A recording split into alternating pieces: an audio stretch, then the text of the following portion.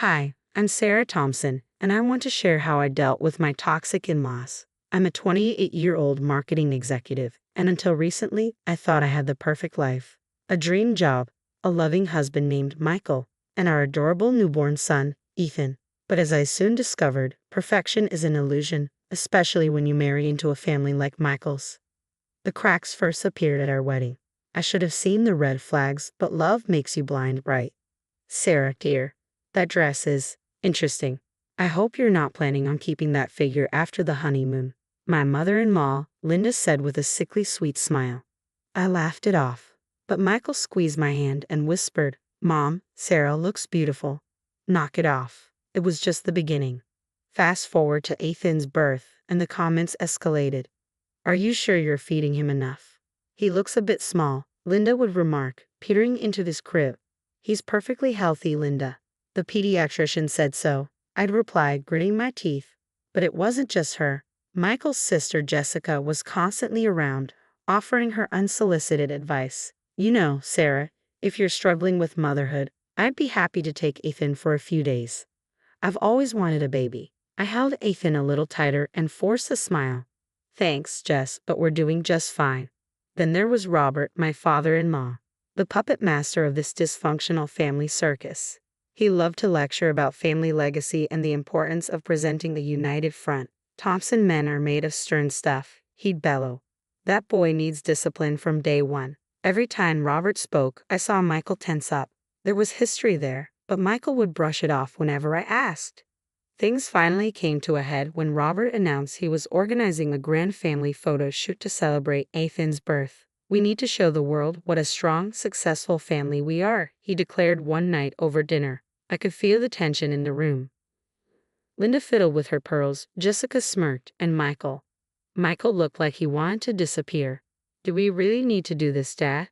Michael asked. Of course we do, son. It's tradition. The Thompsons always celebrate new additions in style. As we left that night, I couldn't shake the feeling that something was off. Michael, is everything okay with your dad? With the family business? He sighed and ran a hand through his hair. It's complicated, Sarah.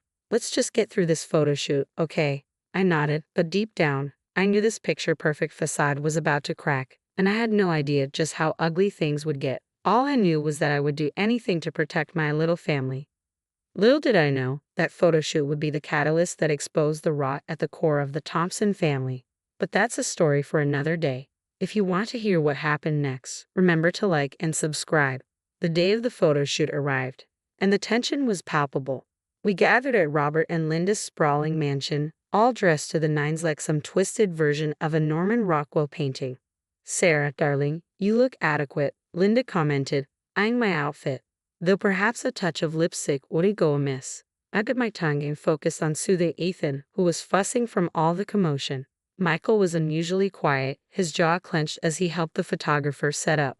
As we arranged ourselves for the first shot, I overheard raised voices coming from Robert's study. Curiosity got the better of me, and I crept closer, Ethan still in my arms. Dad, you can't keep doing this. The company will go under if... Don't tell me how to run my business, boy, Robert's voice thundered. I built this empire from nothing, and I won't have you or anyone else tear it down. But the auditors? To hell with the auditors, Robert snapped. This is family, Michael. We protect our own. I hacked away, my mind racing. What was going on with the family business? Before I could process it, Jessica appeared out of nowhere, her eyes gleaming. Eavesdropping, Sarah? How unbecoming. I was just looking for the bathroom, I lied smoothly.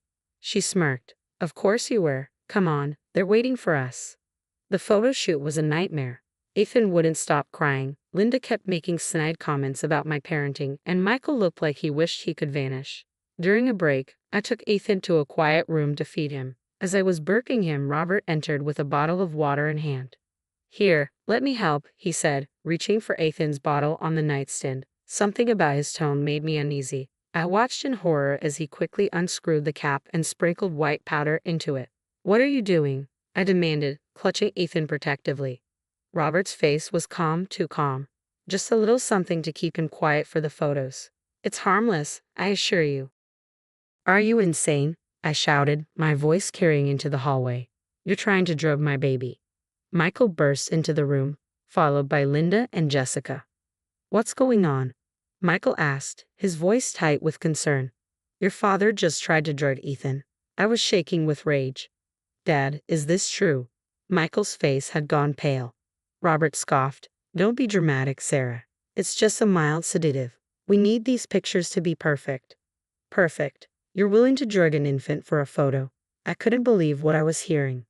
Linda stepped in, her voice dripping with false calm. Now, let's not overreact. Robert only wanted to help." "Help? This is child abuse." I turned to Michael, my voice firm. "We're leaving. Now." As we stormed out, the sounds of the family arguing echoed behind us. In the car, Michael was silent, his knuckles white as he gripped the steering wheel. "Michael, talk to me. What's really going on with your family?" He sighed heavily. "It's worse than I thought, Sarah. Much worse. And I think this is just the tip of the iceberg." I glanced at Ethan, sleeping peacefully in his car seat, unaware of the storm brewing around him. One thing was clear. I had to protect my family, and to do that, I needed to uncover the truth about the Thompsons, no matter how ugly it was. After the photoshoot fiasco, Michael and I decided to distance ourselves from his family, but I couldn't shake the feeling that something deeper was going on. "Michael, we need to talk about your dad's company," I said one night after putting Ethan to bed. He rubbed his temples, looking exhausted. "I know, Sarah. It's bad. Dad's been cooking the books for years." "What? How bad?" "Millions. Maybe tens of millions. I've been trying to fix it, but he won't listen." My stomach dropped. "We need to do something. What if this affects us? What about Ethan's future?" Michael looked torn. "They're still my family." "Family doesn't drug babies or commit fraud, Michael." That's when I decided to dig into Robert's business on my own. Late nights at the office turned into amateur detective work. I reached out to former employees, scored public records, and even hired a private investigator. One day, I hit the jackpot. "Michael, look at this," I said, showing him the documents. "Your dad's former business partner, Jack Reeves, he lost everything when your dad pushed him out." Michael's face paled. "I remember Jack. Dad always said he was incompetent. That's why they split." "Well, according to these documents, your dad framed him for embezzlement." Just then, my phone buzzed. It was Linda. "Sarah, dear, can we talk? I need to tell you something." Against my better judgment, I agreed to meet her at a cafe. "I know Robert's done terrible things," Linda said, her hands trembling as she held her coffee cup. "I've covered for him for years. The emotional abuse, the manipulation, I just couldn't take it anymore." "Why now, Linda? Why are you telling me this?" "Because I'm scared for you and Michael. Robert's getting desperate. He knows you're digging." As I left the cafe, my mind was spinning, but before I could process Linda's words, my phone rang again. This time, it was Jessica. "Sarah, I heard you met with Mom. Listen, we need to talk. Can you come over?" I should have known better, but I went, and it was a big mistake. "You need to back off," Jessica hissed the moment I walked through the door. "You have no idea what you're messing with." "Are you threatening me, Jess?" "I'm warning you for your own good. Drop this crusade of yours, or things will get ugly." I left Jessica's place fuming. When I got home, Michael was pacing in the living room. "Where have you been? I've been calling for hours." "Getting threatened by your sister, that's where." Michael's face fell. "Sarah, maybe we should let this go. It's tearing the family apart." I couldn't believe my ears. "Let it go. Your father tried to drug our son. He's ruined people's lives, and you want to just let it go." "It's complicated, Sarah. You don't understand." "No, I understand perfectly. You're scared of your father. Well, I'm not. Someone has to stop him, and if you won't, I will." I stormed out of the room, my mind made up. I had all the evidence I needed. It was time to take Robert down, with or without Michael's help. The Thompsons had no idea what was coming their way, and I was done playing nice. It was time for justice, served ice cold. 6 months after the photoshoot disaster, Robert organized another family gathering. The invitation arrived in our mailbox like a ticking time bomb. "We have to go," Michael said, his voice strained. I nodded, a plan already forming. "Oh, we'll be there, all right." The day of the gathering, I felt eerily calm as we pulled up to the Thompson mansion. I squeezed Michael's hand. "Whatever happens in there, remember I love you," I said. He looked at me, confused. "Sarah, what are you planning?" I just smiled and got out of the car, Ethan in my arms. The house was buzzing with family members and business associates. Robert was holding court in the living room, all smiles and fake cheer. When he saw us, his eyes narrowed slightly. Michael, Sarah, so glad you could make it. And there's my grandson. I plastered on a smile. Wouldn't miss it for the world, Robert. As the evening progressed, I kept my eye on the door. Right on cue, Jack Reeves walked in, looking nervous but determined. Robert's face strained of color. Jack, what are you doing here? I invited him, I said, stepping forward. I think it's time for some truth, don't you? The room fell silent as Jack began to speak, laying out years of Robert's fraud and manipulation. I added my own evidence, emails and financial records flashing on the TV screen. This is ridiculous, Robert sputtered. You can't believe this nonsense. But the damage was done. Business associates muttered, edging toward the door. Linda stood up, her voice shaking. It's all true. I've known for years. I can't keep quiet anymore. Jessica jumped in, desperate to salvage the situation. Daddy would never do something like this. Sarah's obviously manipulated these records. Her defense backfired spectacularly when I revealed her complicity in some of Robert's schemes. The gathering descended into chaos. Robert was shouting, Linda was crying, and Jessica was frantically dialing her lawyer.